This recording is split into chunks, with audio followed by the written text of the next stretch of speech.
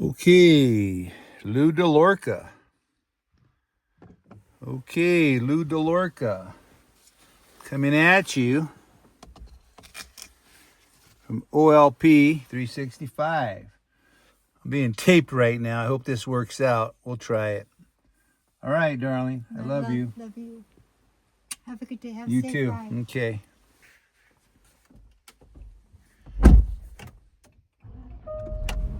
Starting up, getting the day ready.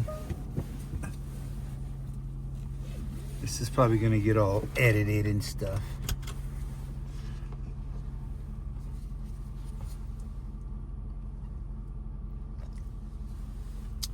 Good morning, Lou DeLorca, OLP 365. Now remember, OLP stands for Optimum Life Path. Got a website being designed right now, and it's OLP or OptimumLifePath.com. It's not up yet. I'm having it. It's under construction, and then I have a book that's coming out in the next few weeks, Optimum Life Path, and that has the 12 life paths in it. It's a practical guide that you can read and then follow through, and it'll get you in the habit of these paths and some of the principles and skills you need for the path.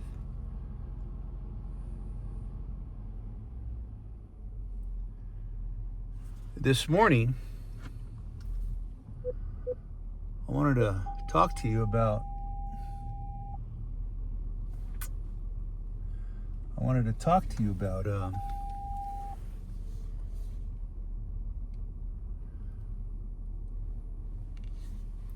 stepping up as a man.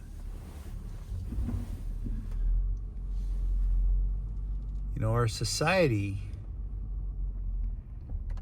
has changed. And I'm not going to badmouth or argue with the politics in our society, because it isn't just here in America, it's worldwide. And wokeness, LGBTQ, all that's been around for hundreds of years. It isn't new. It's just now that people are more accepting or understanding, so they're able to go to school or join the military or whatever the case is. And I don't have a problem with that. I'm not against it. You know, I have my own path, and that's it's an appropriate thing to say, because everyone has to walk on their own path, and they're walking theirs. But that doesn't mean you can't walk on yours. You know, our society right now is it's changing, or it's trying to. I don't think it's going to be successful. It's trying to change the concept of masculinity, and they're trying to make it equality. Never going to happen. It isn't the first time it's been attempted. Men are men with testosterone. Women are women with estrogen. Totally different chemicals. And because you have different chemicals, you have a different person, a different body structure, a different gender. So, without getting into the politics of what gender you are, or you get to choose your gender, etc., etc., that's for you to decide personally, not for someone to tell you what you need to think or what you need to accept. And as men, I've seen it. I've seen how basically it's forced on us. And if you speak up about it, or you speak against it, or you have an opinion against it, then you're toxic. And I just found out what that means, toxic masculinity. And I disagree with that. I love all people, but you can't tell me who to love. You can't tell me who to accept. Those are my choices. They're innate. I get to decide. It's like going out to breakfast. I get to decide if I want pancakes or eggs, or both. I get to decide if I want coffee or tea. You can't tell me you have to drink this. This is good for you. What's wrong? You don't like coffee? What, are you against coffee? Yeah, I don't want to hear all that. They're just choices. And we have the right to make our own choice. But, you know, I told you, the channel is about talking to men 18 to 30. Now, if you're 35, 40, 45, and you get some value out of this, you're more than welcome. But it's these younger men, especially the 25, 27, 28, and 30-year-old men who more than likely already are married, working in a job, trying to make a life for themselves, and just kind of struggling through it. And dealing with all this in the workplace or wherever they are, family members, whatever the case is.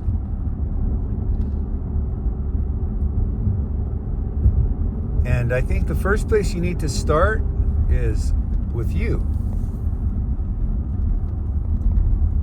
What are you about? Whoa, we took a little spill here. Whoa, I hope everybody's okay. Oh, that was a quick turn.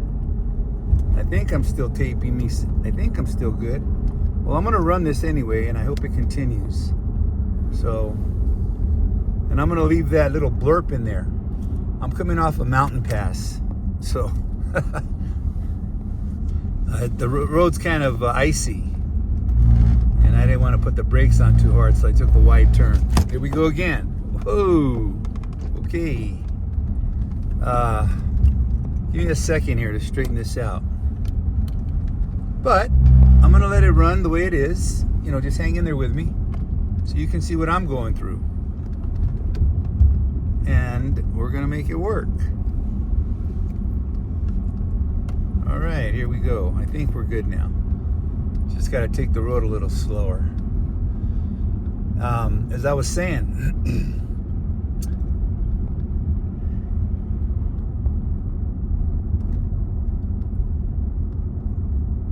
our society is, I don't want to say it's a war on masculinity, but it's definitely attacking it. And as men, we cannot permit that to happen. Don't succumb to it or give into it. I see a lot of young people having difficulty.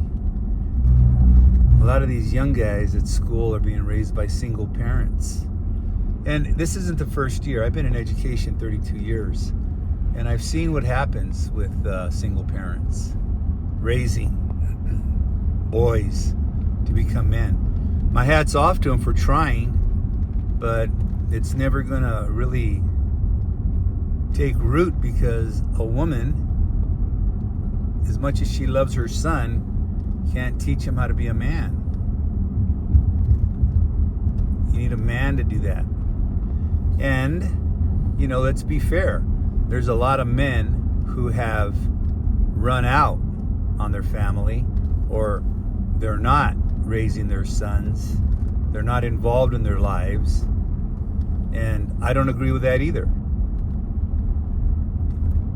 So it isn't your fault as a young man. But it is your fault if you don't do anything about it. And that's what I want to talk to you about today. Okay? So again, I'm Lou DeLorca from Optimum Life Path. And this channel is talking to men 18 to 30. And today's topic is masculinity.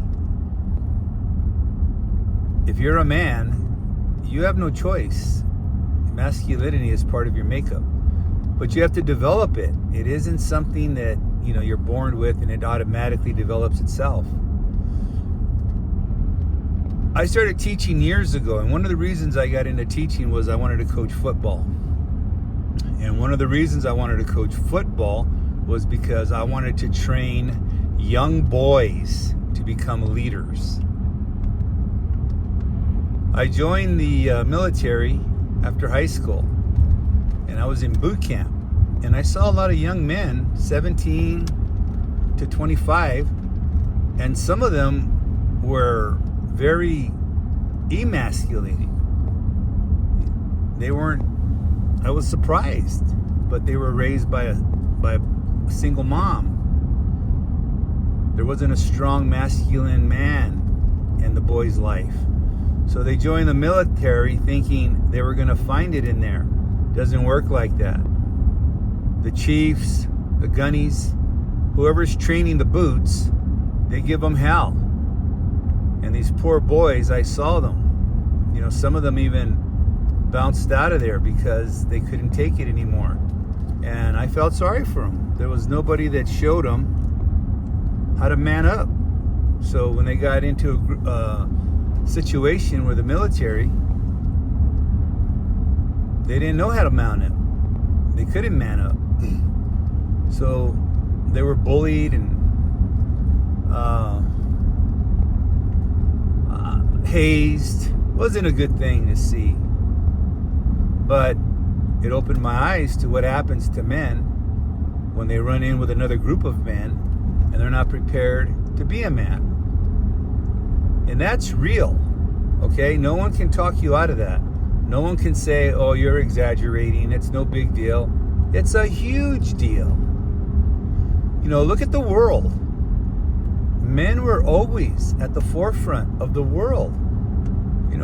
We fought wars. We built cities. Created inventions. Now, I'm not saying women weren't part of it along the way, and I'm not even going to discuss what their role was. That's not my place. I'm talking about men. Let's just look at that perspective. Well, our society has changed so much now that I think young boys have lost their way. And it isn't just, I don't think they lost their way. I think that the way we used to train them, we've left that by the wayside. So a lot of boys don't have men or coaches or programs that man them up. And so when they become 21, 22-year-old kids, they're out there thinking just because their gender is male that automatically they're a man or a man. Next thing you know, another man challenges them and beats the hell out of them, and they don't know what to do because no one ever taught them to man up and be prepared. And I have seen that happen. I remember, I don't know, maybe my first 10 years of teaching, I remember there was a teacher who had a young son whose husband wasn't really a masculine fellow. He was a nice man, but he didn't believe that, men have to step up and man up. So I came into the office one day and she was there crying, and I asked, what's wrong?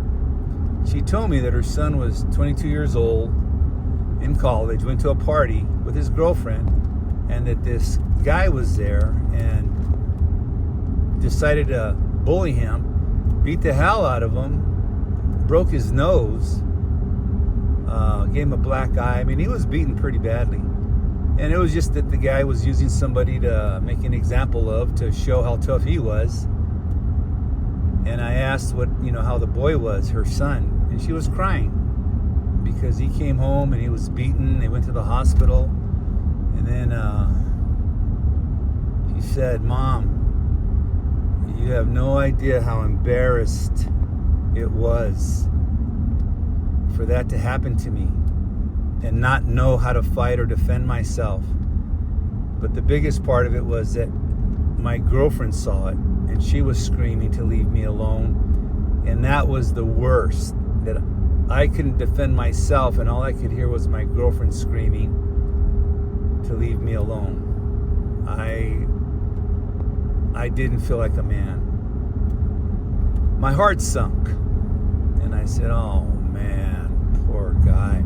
I said, I got to tell you, he needs to take boxing lessons or get into martial arts or something, because that boy is going to attack him again when he sees him around at another party. And other boys are going to use him as a punching bag just to build themselves up. I said, that could lead him to suicide. And that's what she was crying about. She goes, that's what I was thinking. She goes, but, I was telling my husband that we need to do that. And he goes, oh, no, you don't. Violence doesn't serve anything. And I agree, violence doesn't solve anything. But defending yourself as a man does.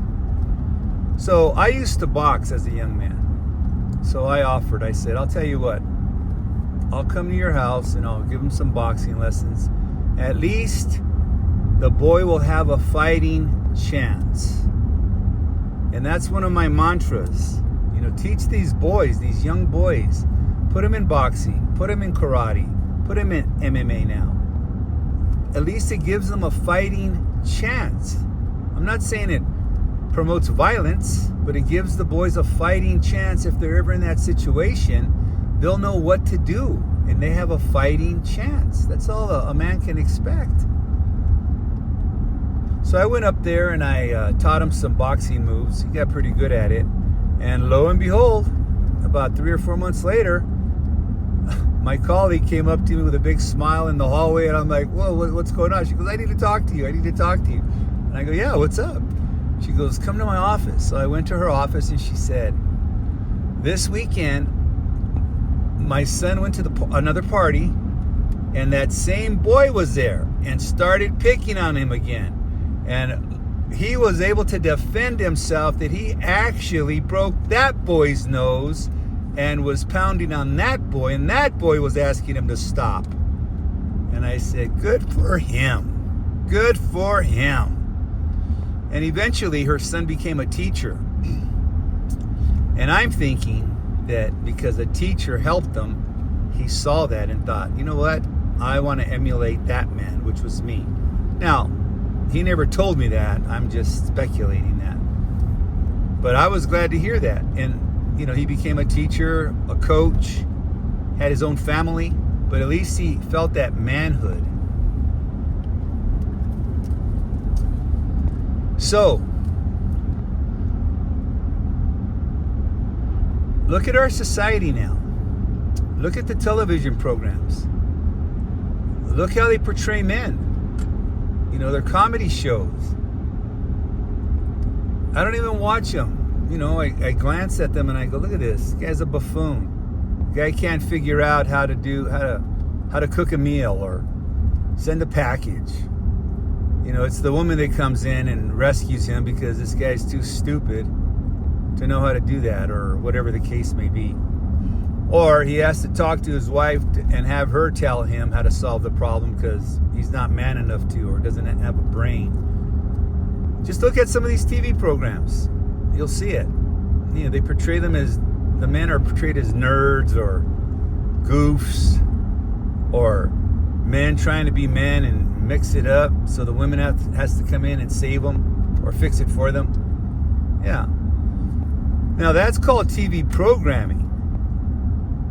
And so a lot of young kids are being programmed to think that way and to see that that's the way it is. And then when they become adult males, they find themselves in trouble and they have no reference point. When I grew up, we used to have westerns, television westerns. And of course the men were the warriors, the cowboys, the tough guys. One of the icons was John Wayne. He was all masculinity, everything about him. So we grew up with that. So we believe that that's what a man is supposed to be. So a lot of us, walk that way. The TV shows. There was another show called The Rifleman. He was a single dad, but he was a man. And it's ironic because I was a single dad for many years. I raised 2 boys. And looking back, I used him as a model. Like, I remember when he had this issue, what he did and how he raised them, and he used to make them go to bed, and he gave them chores, and he did these things. I did the same thing. That's how I raised them. But the TV shows have changed. And now you see these young boys in supermarkets with little phones. And they're playing games on it. So they're just raised up to be little boys who play games. And, I stopped coaching football because over the years, I started getting complaints from parents saying that, the practices were too rough and the kids were tired. And I'm like, yeah, it's football. Yeah, it's not volleyball. If they were volleyball players, they're trained differently. But football is a ground acquisition game. You have 11 guys on one side, 11 guys on the other side, and you're fighting for yards. You're struggling for yards. And they're not letting you get the yards, and you're preventing them from getting the yards. That's why they wear pads, they wear helmets, because it's a tough sport. So to say, okay, well, then they don't have to tackle, or we won't make them block anymore, they're going to get hurt. You got a running back chasing them down, or coming at a linebacker like a freight train, it's going to break them in half. So I said, no, I'm not coaching like that. Nope. I got to teach these boys how to man up, because they're going to go into battle Friday night. And it is a battle. Football is a metaphor for battle. Period.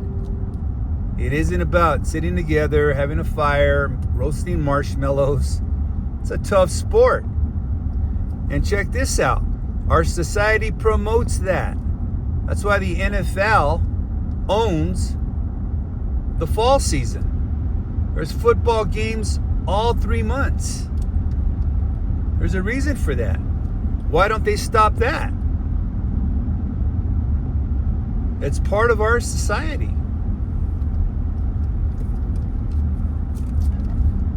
So, talking closer to the man 18 to 30 years old, we used to have something called the man was the head of the household. Well, now, you get lambasted for saying that, because they come up with this term that, no, it's supposed to be equal. I disagree with that.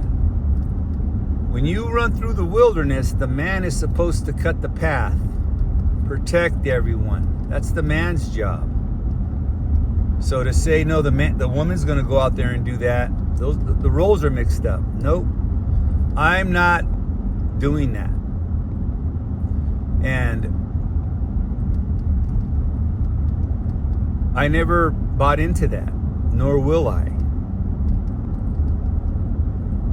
The man is the head of the house. The man is supposed to protect his family, provide for his family, secure his family, take care of his wife.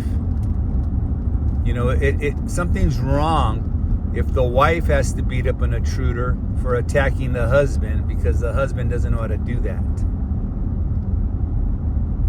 Okay? It's supposed to be the man protects his wife if an intruder comes into the home, and protects his children. So to reverse that, it's wrong. And that's just what I believe. So I'm telling you, young men, stick to your guns. You are the man of the house. Now, that doesn't mean you get to abuse your wife and, relegate her to inequality. She has a role to play. She's equal, just in different roles.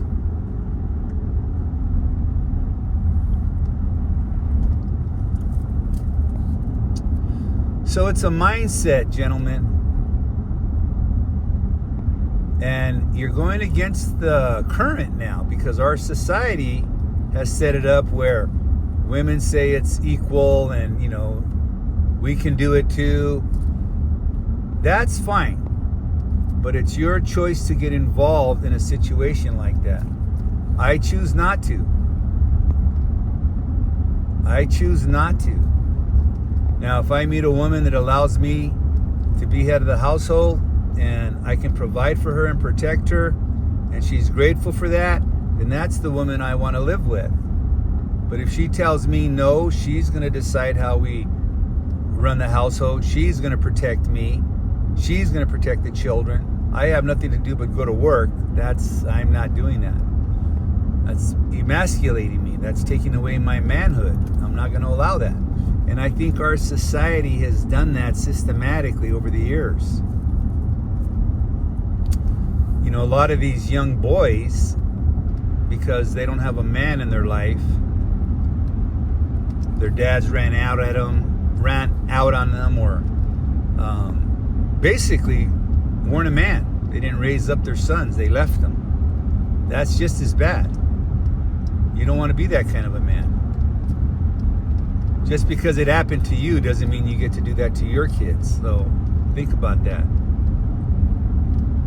You can be divorced, but you still have to be involved in your son's lives, you know, in your daughter's lives. They still need you.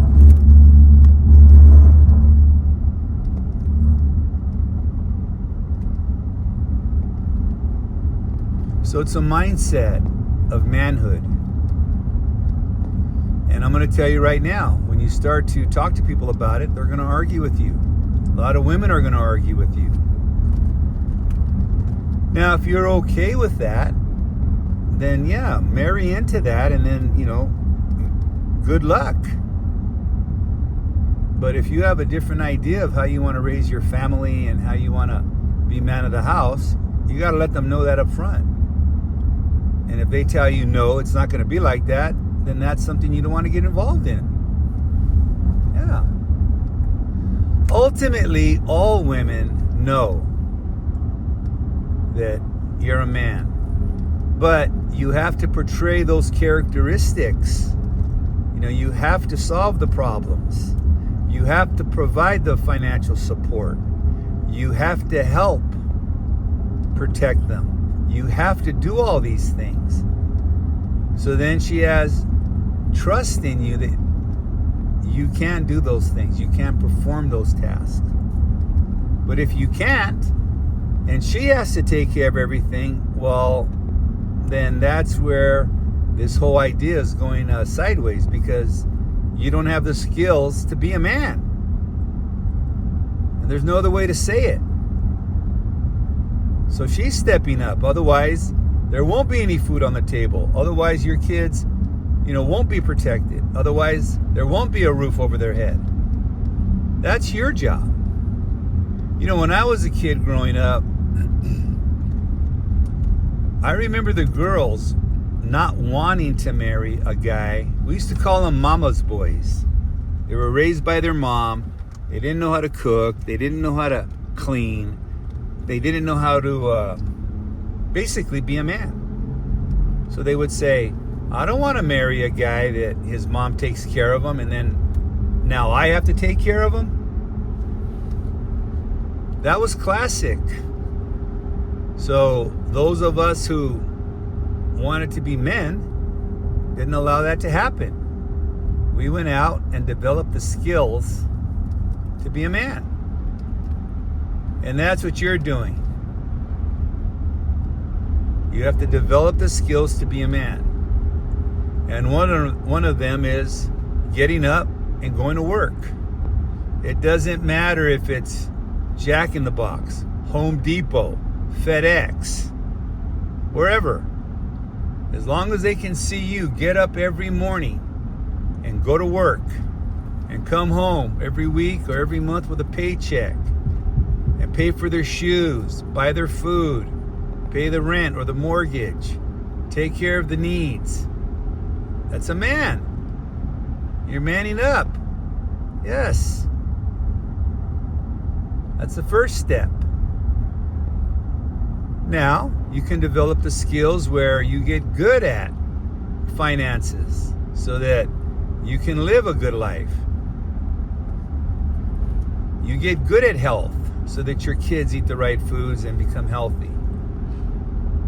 You get good at relationships so that you learn. I can still be a man, I can still be firm, but I can still be loving. You know, your kids can see, this is a man, this is a woman. This is how a man reacts to relationships. This is how a woman reacts to relationships.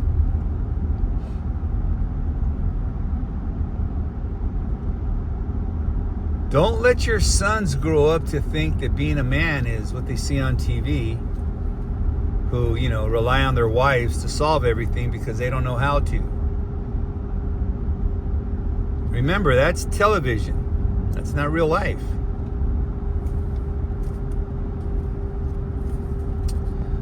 When you watch these YouTube programs, you're seeing a lot of, I think they're calling it red pill, where guys are holding women at bay or saying that they're not good women because, you know, they want things out of life and they want men to give it to them.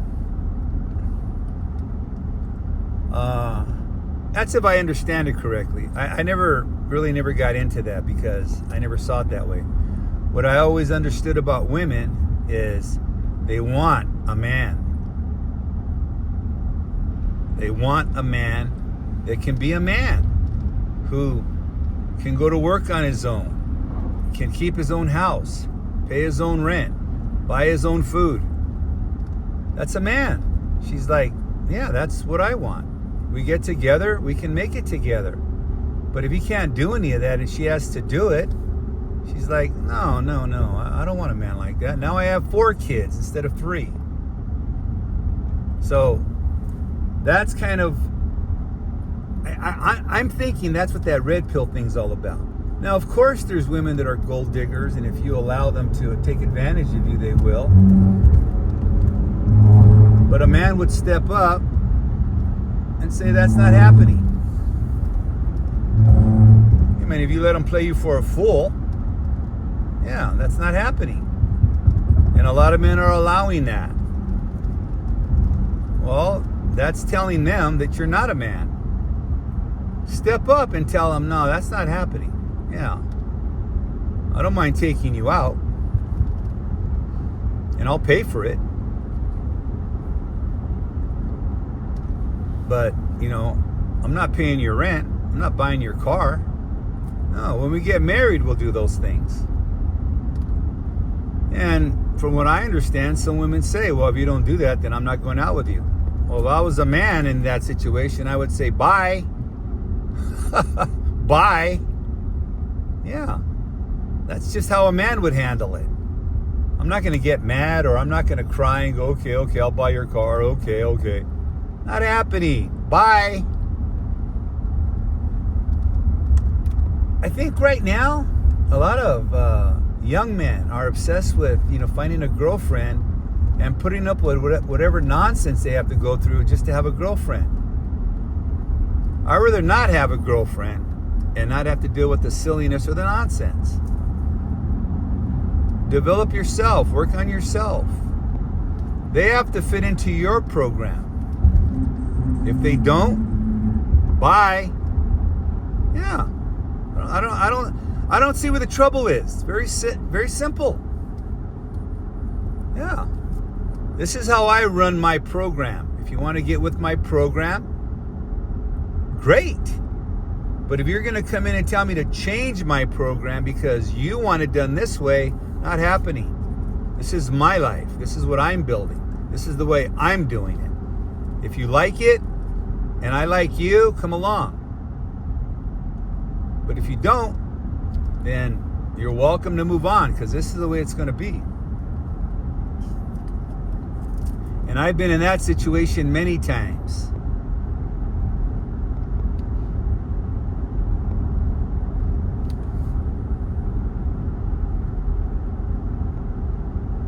So now some of you men who are working and you have a family, if this is what's happening, you have to get your house in order.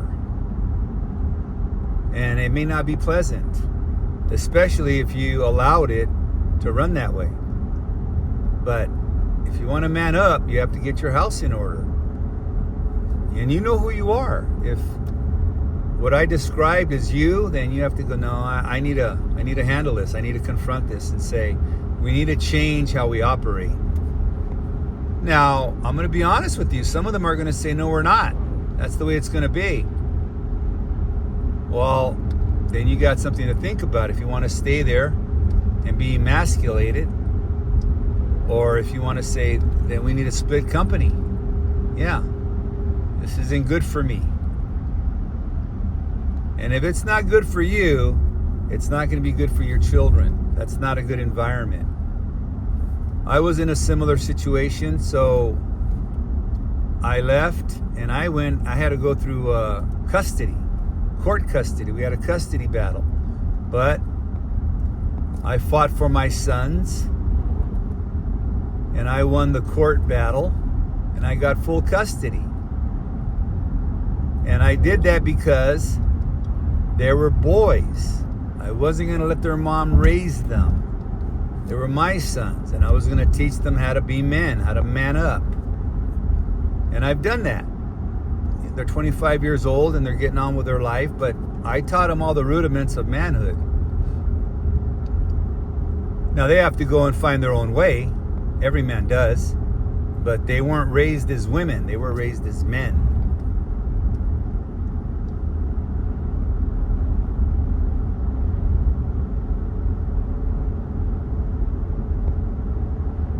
So our society, especially now, I see it.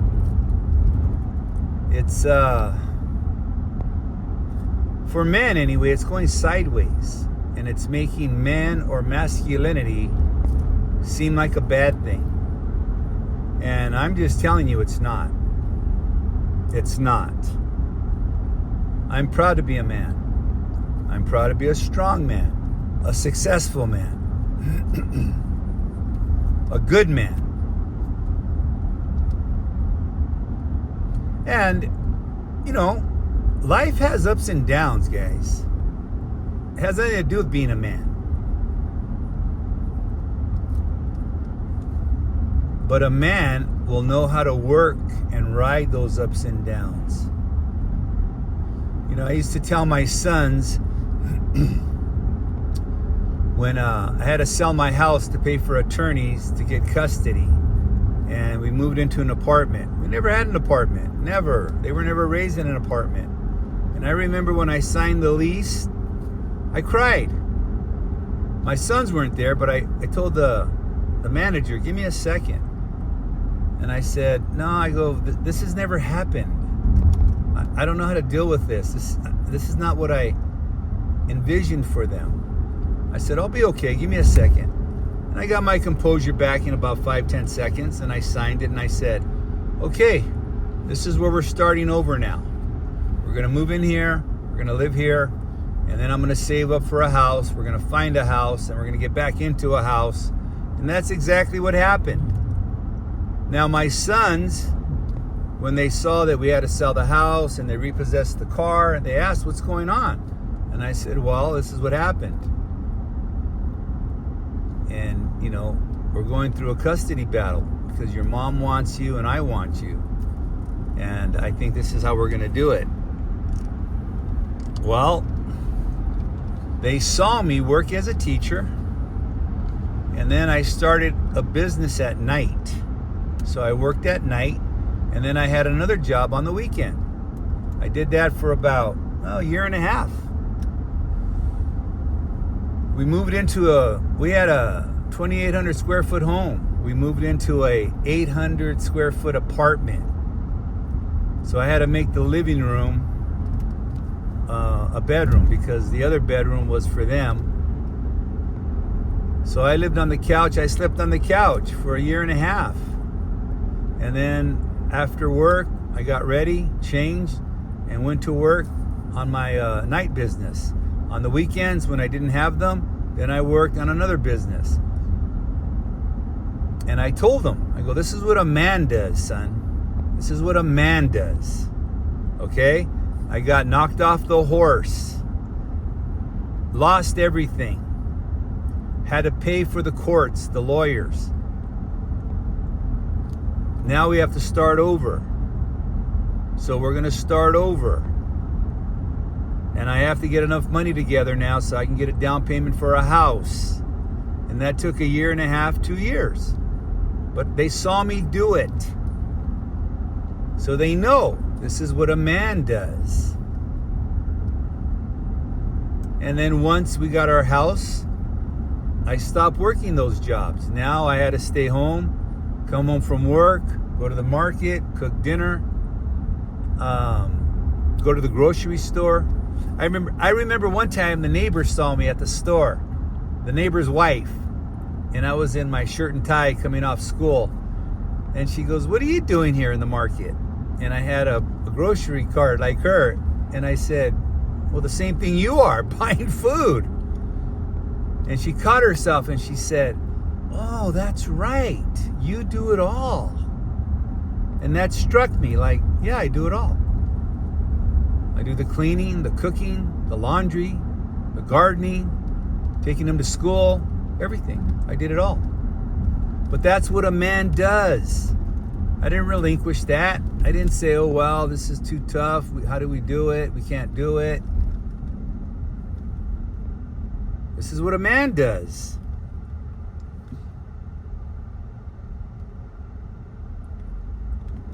So I hope some of you men who, if you are 25 and divorced, work back in there. If you have to go to court to see your children, start that process. Don't say, "Oh, well, they won't let me see them." The court, no. Then get a lawyer. Pay for a lawyer. Tell the judge, "No, these are my kids. I want time. I want to be in their life. They need me." A judge in his right mind is going to say you're right. However, if you've given up and you're just living with your mom in the basement or in the garage playing video games because they took your kids away, or you got divorced and you don't have a job and it's not fair, and so you're just eating pizza, gaining weight, the judge is not going to look at you and say, "Yeah, this is a man that needs to be in their life." He's going to say, no, this is not the kind of influence these kids need to see. So, being a man, you got to accept the responsibilities, guys.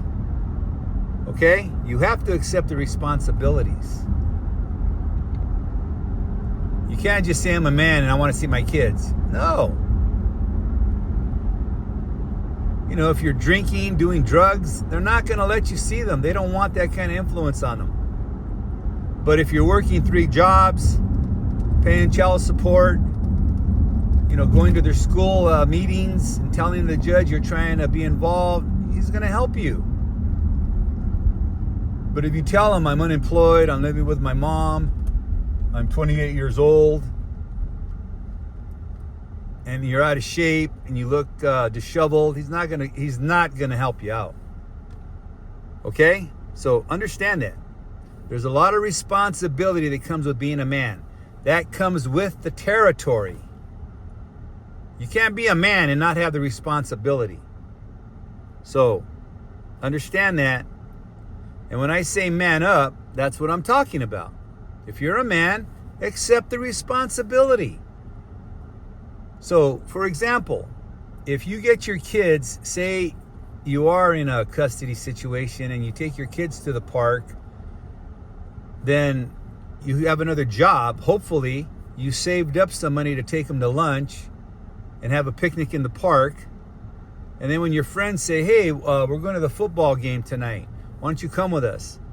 A man would say, "Can't do it. I can't do it. I have to go buy shoes for my kids."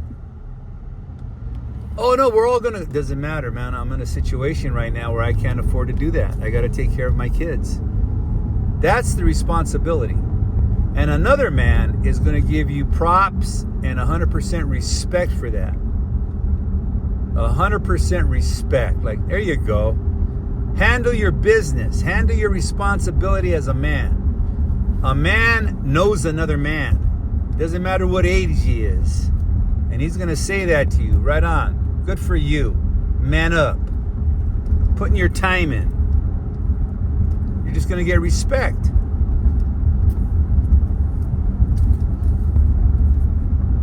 If you work 3 jobs, you're going to get respect. You know, when I was doing that, I was still teaching school. One of the teachers told me, "You look so tired." And I said, "Yeah, this is what's happening to me right now." "Oh, why are you working so hard?" "I got to get my kids back. I got to pay for the lawyers. This is what it costs. So I need to get the money." So I worked 3 jobs to get it. Now, didn't happen overnight. Took me, 15 months. But I did it, and you can too. So as you can see, gentlemen, I've had some adversity, and that's just one of them. That I've had other adverse situations occur in my life. But a man knows how to get up, dust himself off, look at his compass, pick a direction, get on the path, and take care of business. That's a man. And all the while, I was exercising, I was running, I was eating right. Yeah, I didn't give that up. I said, no. So when I went to court, I was always healthy and sharp. And I know that swayed the judge.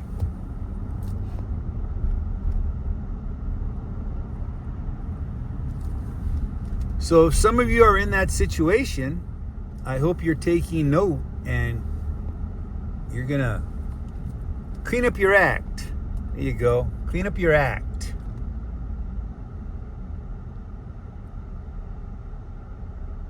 If you're running around with other guys like that and you're all commiserating, you got to find new friends. Yeah. I didn't run with other guys when they were telling me, yeah, that's what they did to me, and, everything's against the man. Yeah, it is. But you can work to change that, and that's what I chose to do.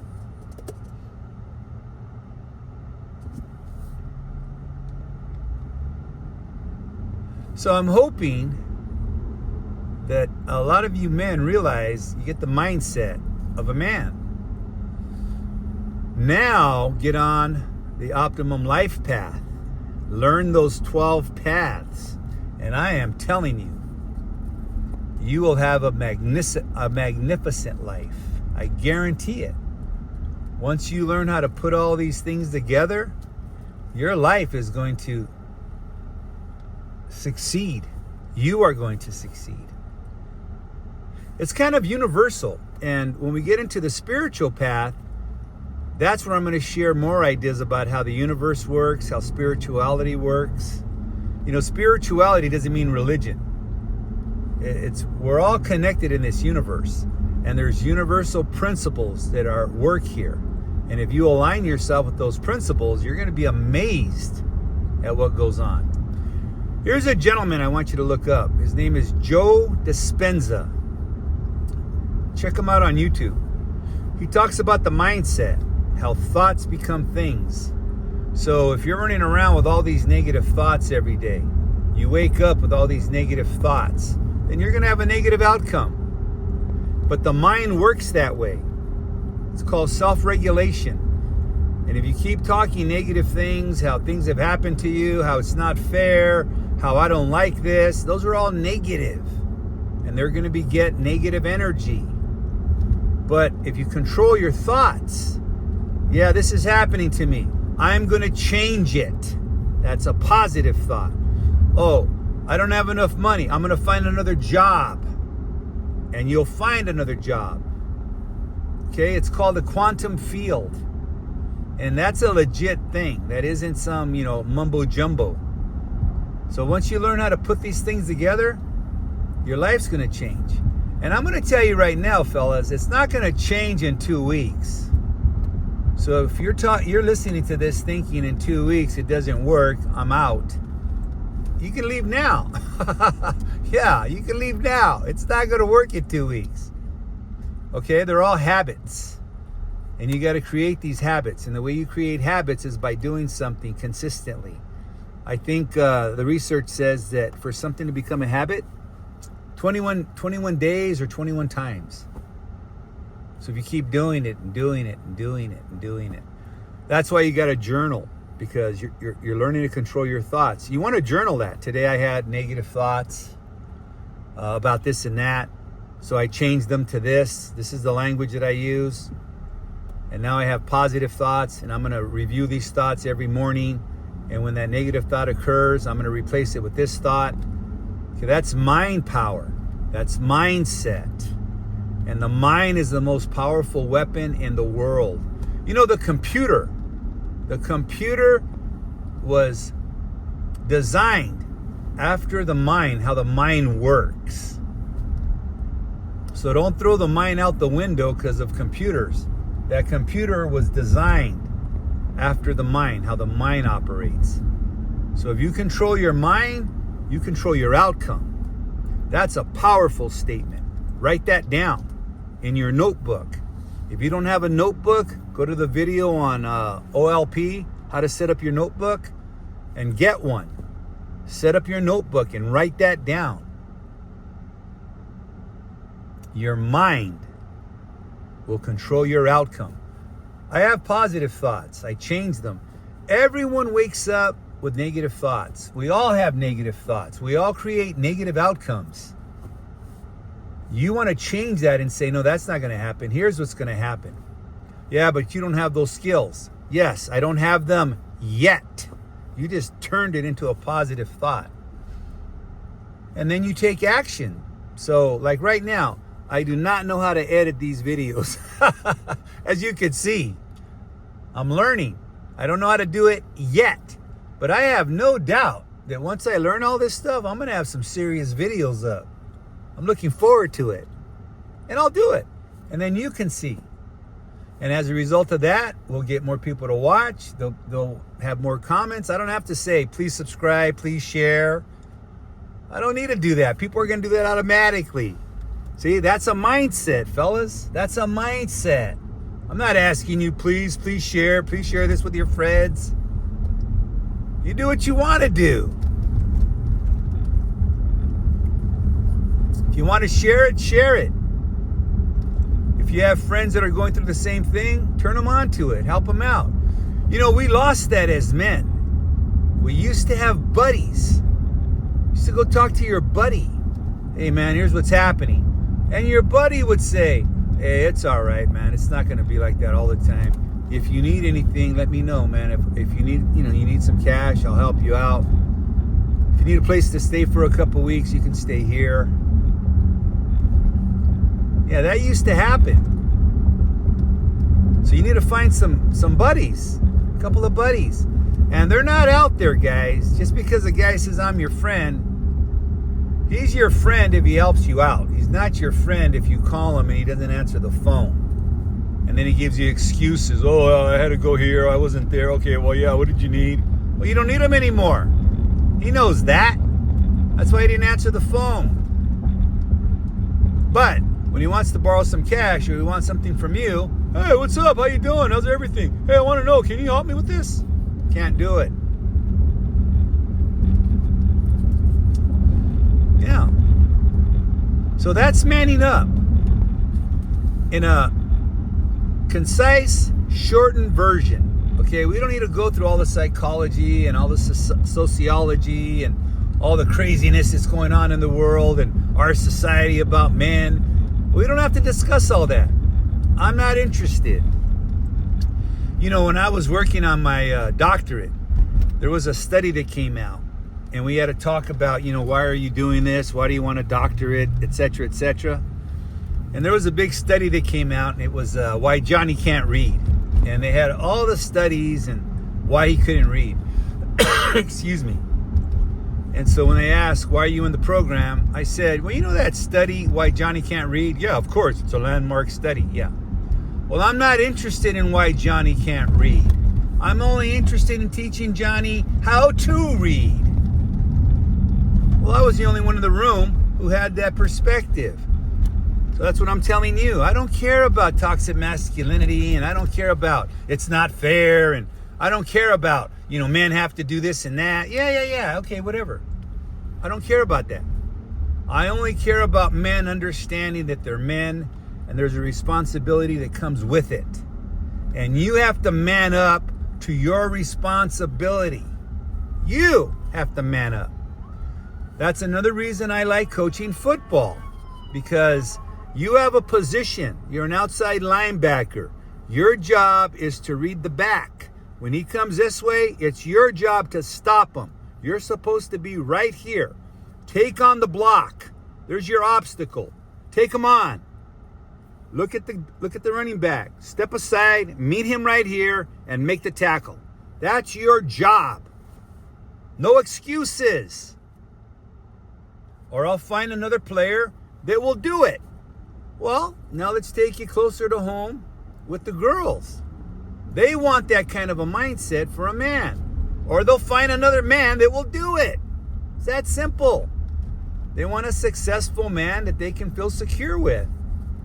And if they can't do it with you, they're going to find someone that they can do it with.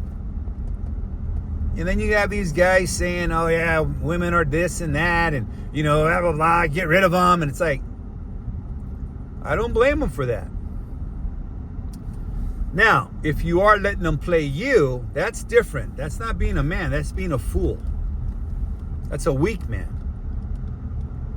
If these women are just interested in you for taking them out or buying them things, that's on you. That has nothing to do with masculinity, gentlemen. Okay? I'm talking to the guys who are trying to be men, who are looking for a way to be men, who want to be men. And the 12 paths of the Optimum Life Path system will help you. You'll be amazed. And again, how do I know this? Because I did it. I'm doing it. I lived it. I'm living it. Okay? You could have anything you want. Anything you want. Anything. But there's a process to it. You can't have it just because you wish for it. And then you want to cry about it because you didn't get it. Life doesn't work that way, gentlemen. Okay? You can win at life and you can have everything you want in it. But you got to understand there's rules. You have to put the time in. You have to get the skills. You have to know how to work money. The universe isn't going to send you $1 million if you don't know how to handle $1,000. That's a universal principle. You may have heard the philosophy that you can't walk through one door until you close the door behind you. The universe works that way. They're not going to give you more money or more opportunity if you can't handle the opportunity in front of you. If you can't manage it, the universe isn't going to provide that. Or the Lord, or whoever your spiritual guide is. It doesn't work like that. Show them that you can handle $10,000. Then all of a sudden you're up to $100,000. They want to see your life expand and grow. When we get into spirituality, we'll talk about some of the Bible verses that will say, I gave you the same amount of beans, you did nothing with them. So I'm giving your beans to this guy because this guy grew a bean plantation. So he who has much, more shall be given. It's another powerful principle, and it works. I heard coming up how lucky I am, and you don't know how lucky you are. It's not luck. I just applied all these principles. I worked them.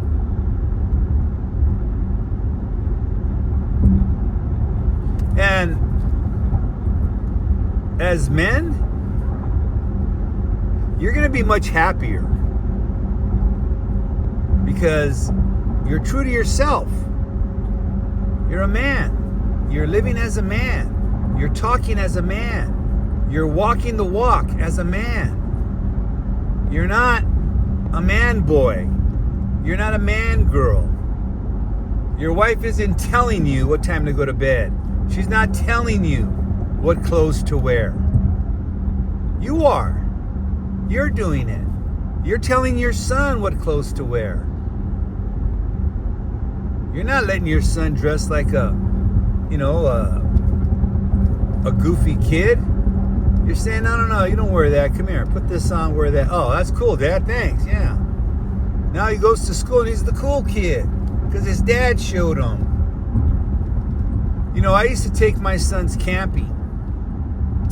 And I'm not, I like the outdoors, but I'm not an avid camper. But I took them out there because I wanted them to see. We're in the wilderness. But we had a tent. We had sleeping bag. We had cooking utensils. We brought the right food.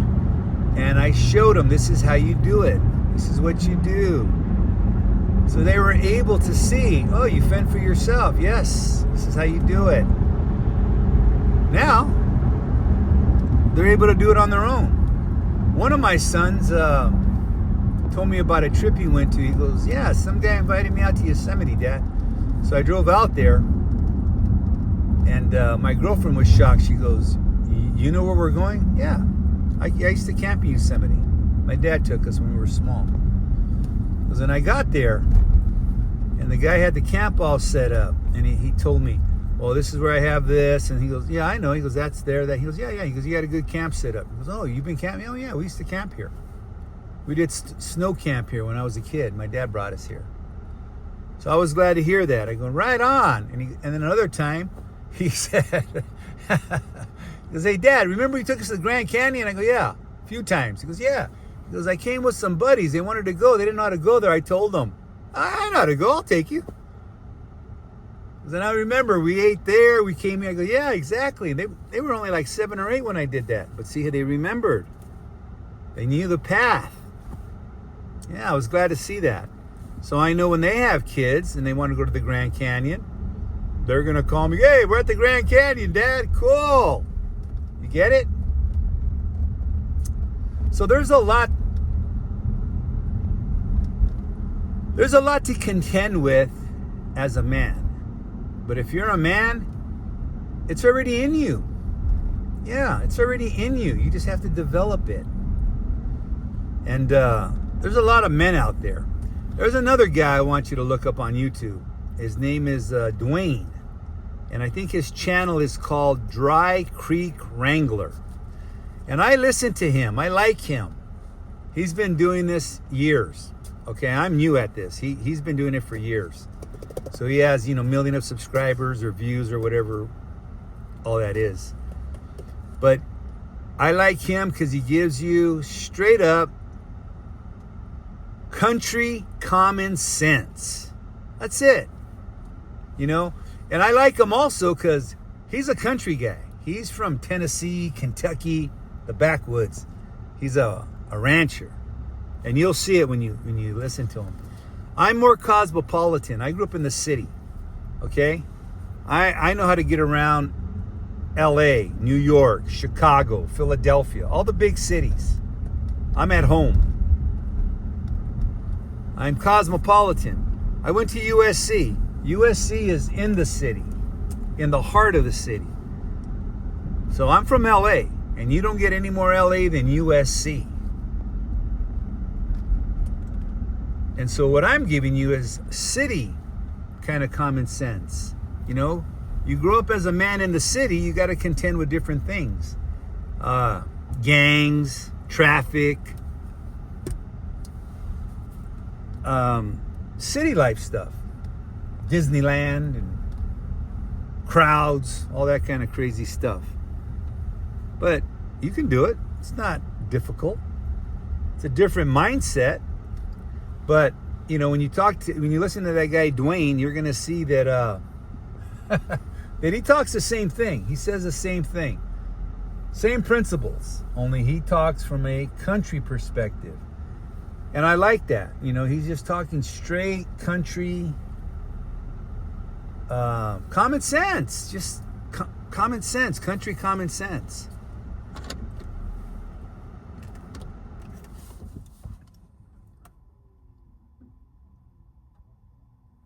I've been wanting to start this channel for a long time because, I've been in education. I work with young men. I've seen what happens. I've seen kids go to prison because there was no dad. or the moms didn't know how to raise them as men, so the boys turned out of control.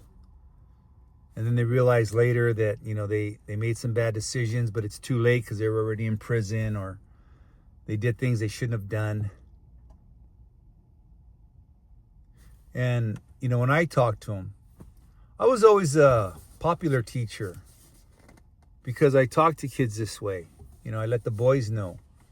In my classes, when I lecture, I would tell them, boys, you can't get mad at these girls. And they would say, well, they're gold diggers. No, they're not. No, they're not. Why? If you have a car, then the girl wants to know who you are because she can see. We can go places. You're responsible. We're going to have a good relationship.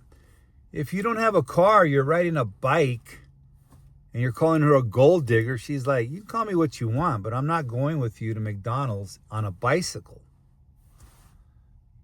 So get a job at In-N-Out, McDonald's. Make some money. Buy a used car. It's not hard. It's a mindset. And I said, and then these girls will go out with you. You'll see it. That's normal. I was in construction doing very well. 2007 in California. We were making money. Oh, it was crazy. The government was giving out loans like they were candy. Very successful time. Lots of money was flowing. Oh, man. I remember I bought a motorhome, a boat, 3 or 4 cars. It was crazy. Going all over, traveling. Raised 2 boys. Used to buy Disneyland passes, San Diego Zoo passes, Knott's Berry Farm passes. My kids had the best toys. It was a great time. But then I remember 2007, I forget what it's called now, the down market, the downturn hit. A lot of people, man, their lives were turned upside down. A lot of successful guys who had nice homes and cars lost it. They lost their construction companies. Their wives left them. That was a sad episode. A lot of wives left them. I remember talking to one friend who was very successful, and he was angry because, his wife left him. But she didn't leave him immediately. It was over years of, like 3 years that, he's waiting, and he was working as a handyman, and meanwhile, they repossessed the car because he didn't have enough money coming in. Then they had to repossess the house because he wasn't making enough money to cover the mortgage. And he was angry, and I remember talking to him, and I told him, I go, you had 3 years, man. I go, you kept waiting for it to come back. And meanwhile, she's losing her car. The kids don't have the lifestyle they used to have. You're not buying their shoes anymore. Now, you're telling them we got to sell the house, or they're repossessing the house, and we got to go move them with my parents in the garage. They're like, I'm not doing that. So she, on her own, said, I'll get my own job and get an apartment, but yeah, you need to do something. And I remember that we had a conversation about it, and he wasn't easy to deal with because he was saying, well, what was I supposed to do? I said, you were supposed to get 3 or 4 jobs, man. I go, yeah. Or you were supposed to sell your house before they repoed it, take the equity, and buy a smaller house. Or you were supposed to sell your truck so that you didn't have that payment. You were supposed to downscale. That's what she was looking for you to do. You didn't do any of that. You kept waiting and talking about how tough times were. Meanwhile, things were chipping away from your life until she finally said, yeah, I'm divorcing you. I want a divorce. And I said, no, I know her. I know she loved you. But she wasn't going to allow the kids to grow up this way. So she had to make a tough decision since you weren't manning up, basically.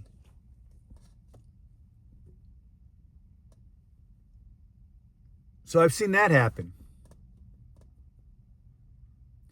And then on the other side, I've seen guys who did all that. I remember I sold my construction company at that point. And guys were telling me, no, don't sell it. Don't sell it. It's going to come back. And I go, not this time. I go, nope.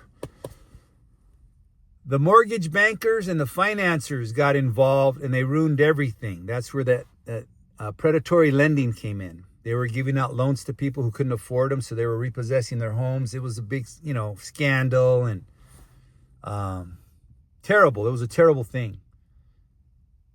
So I told them, I go, no. Even the government changed the laws about loans now. I go, this game's over. I go, it's over. It's not coming back. Before it would go down and then come back. I said, this game is over. They turned the water off on this. And I was right. So I sold my construction company. Now, fortunately, men, I had a teaching credential and I had my degrees. So I came to the local school district and I said, I want to be a teacher. Here's my credentials. They hired me the next day. Okay? So it kind of worked in reverse. I told you to get a trade, so you fall back on the trade. I worked in the trades, but I also had other credentials. And so when that didn't work, I flipped the script, became a teacher. And, once that started working, my kids were well off. We were back in the game. And then I started my construction company again, but it was a little different. I got into room additions and kitchen remodels. Scaled down work. The money was good. And I didn't want to build houses anymore. It was too much work. So it worked out for me. And these are the same 12 paths that I used then. And they worked out. So, men, your life isn't going to turn out the way you want it in 3 years. It's not. It's like an oak tree. An oak tree doesn't grow into a mighty oak in 3 years. It doesn't. That's a good principle to follow. Look at a tree. First, it's a seed. Then it's a sapling. Then a few years later, it's a tree. And then 10 years from that point, it's a massive tree with solid roots, giving off fruit. That's the cycle. Your life is no different. Okay? So understand that. I want to talk to you guys if you're working at a FedEx or UPS, because you're in it. You're in the throes, man. You guys work hard and you're making decent money. If you apply these principles to your life, you're going to see big differences. Like right now, a lot of you guys are having a tough time buying a house. So you have to change the strategies to buy one, to get in.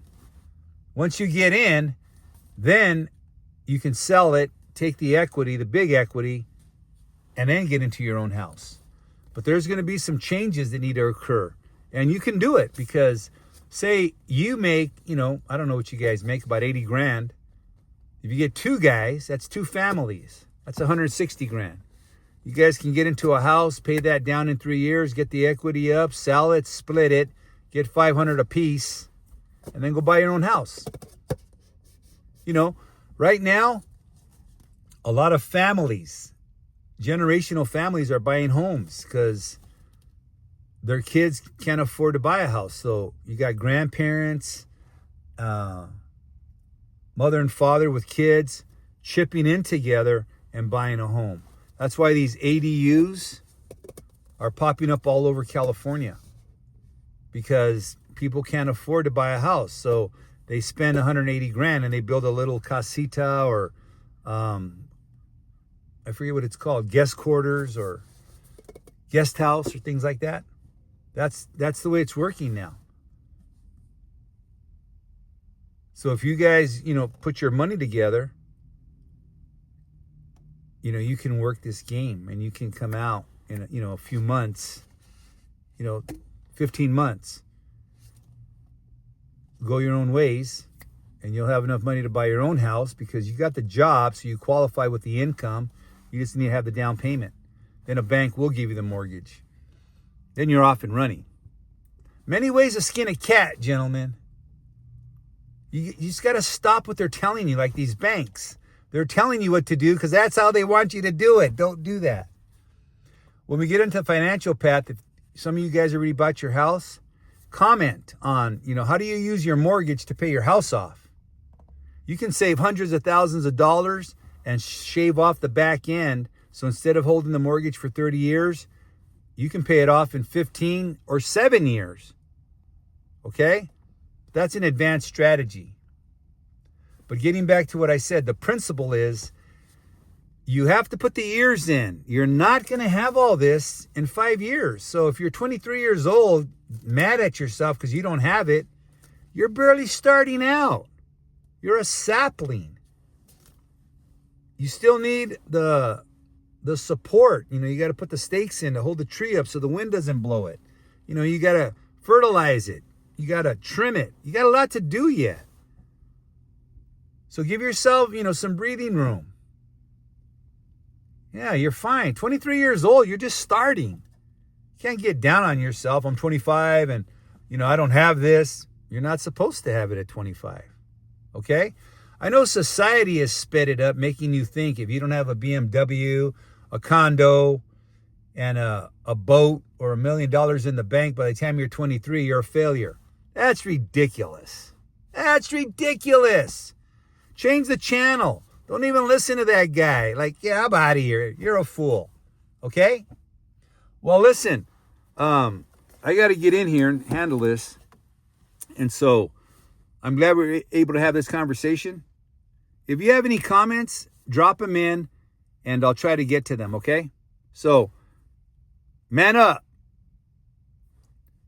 12 months, 365 days to a better life. Optimum Life Path. This is Lou.